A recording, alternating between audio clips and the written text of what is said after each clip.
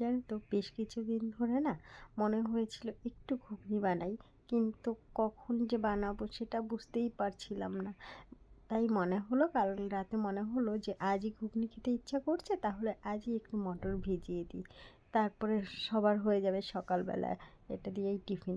কিন্তু সকালবেলা যখন আমি ঘুগনিটা বসিয়েছি, আমার একদম খেতে ইচ্ছা করছিল না ঘুগনিটা। তখন আমি ভাবলাম, যা, তাহলে ঠিক আছে, বাড়ির সবার জন্যই করে দিই, আর আমারটা আমি তুলে রাখবো, যদি সন্ধ্যাবেলা মনে হয় তাহলে খাবো। সেই ভেবেই যখন আমি ডালটা ভিজিয়েছি, আর এই ফ্রিজে যদি ডালটা রেখে দিই না আমি ভেজানো অবস্থাতেই, তাহলে কিন্তু ওই ডালটা আর সেদ্ধ হতে চায় না। তাই আমি যদি কখনো ডাল ভিজিয়েই রাখি, আমি কিন্তু সাথে সাথে সেটাকে রান্না করেই তারপরে আমি ফ্রিজে রাখি বা কিছু করি, কিন্তু কখনোই না সেদ্ধ করে আমি রাখি না। একবার জানো তো, আমার ঠিক এমনটাই হয়েছিল। অনেকটা ডাল মটর ভিজিয়েছিলাম, ভেজানোর পরে মনে হলো যে না, আজ রান্না করব না, কোনো একটা কিছু ছিল, সেই মনে পড়ছে না আমার, সেই কারণে না রান্না হয়নি।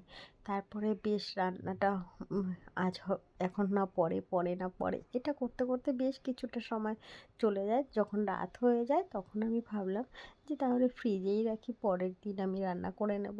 কিন্তু যখন আমি ফ্রিজে রাতের বেলায় রেখেছি, সকালবেলা না কিছুতেই সেই ডালটা আর সেদ্ধ হতে চাইছিল না। আমি ভাবলাম কেন এমন হলো, কিন্তু দেখলাম যে না, মনে হলো আমার যে ফ্রিজে যদি কোনো ডাল রেখে দিই তাহলে সেটা সেদ্ধ হয় না, সেটা দিয়ে না আমি আর রান্না করি না। সেটা আমি সবসময়ের জন্য মিক্সিতে পেস্ট করে নিই, একটু বড়া করি বা কিছু করে নিই, মানে সেটা রান্নার দিকে যায় না। আর এই যে ফোড়নটা দিয়েছি, আমি কিছুই না, শুধু একটু গোটা জিরে আর শুকনো লঙ্কা ফোড়ন দিয়েছি। এইভাবে ঘুগনিটা যদি রান্না করা হয়, মনে হয় যেন সেই মেলার মাঠের ঘুগনির কথা মনে পড়ে। মেলার মাঠের ঘুগনিতে তেমন কিছুই দেয় না, কিন্তু ভীষণ ভালো লাগে। হয়তো ঘরে আমরা যখন বানাই অনেক কিছুই দিই, অনেক রকমই কিছুভাবে রান্না করি, কিন্তু কখনোই সেই টেস্টটা পাই না।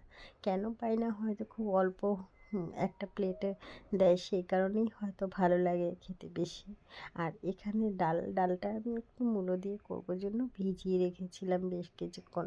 ভেজানোর পরে ভালো করে কচলে ধুয়ে নেবো। আগে আমি জানতাম না যে ডালটা ভীষণ ভালো করে ধুতে হয়, তাহলে ওই যে ফেনা ভাবটা ওটা কম হয়। আগে আমি এটা জানতাম না, এটা আমি জানতে পেরেছি তোমাদেরই কিছু ভিডিওর মাধ্যমে, সেটাই তোমাদের সঙ্গে শেয়ার করছি। আর দেখো, এখানে কিন্তু বেশ ঘুগনিটা ভালো মতোই হয়ে গেছে, আর এর ভেতরে আমি একটু বাইগুনের জন্য ছাতু দেবো। ছাতু দিলে পরে না অনেক তাড়াতাড়ি ইসে হয়ে যায়।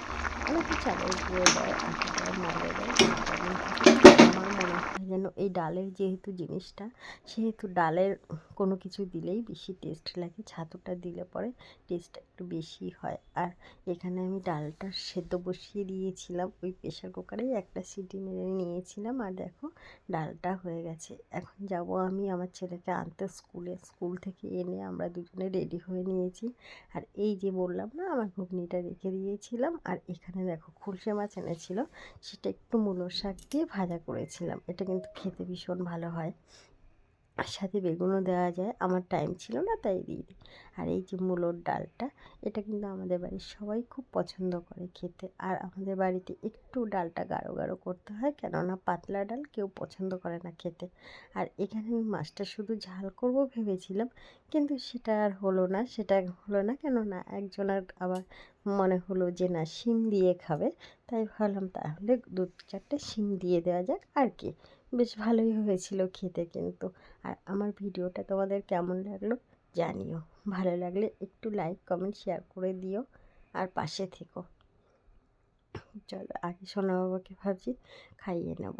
ছেলেকে খাইয়ে নেওয়ার পরে তারপরে ওকে একটু পড়তে বসাবো, কেননা বাদবাকি পড়াটা সন্ধ্যাবেলা করতে গেলে অনেকটা সময় লাগবে। আর ও কিন্তু এই ছোটো মাছটা বেশ ভালোই আস্তে আস্তে চিবিয়ে খেয়ে নিতে পারে, প্রবলেম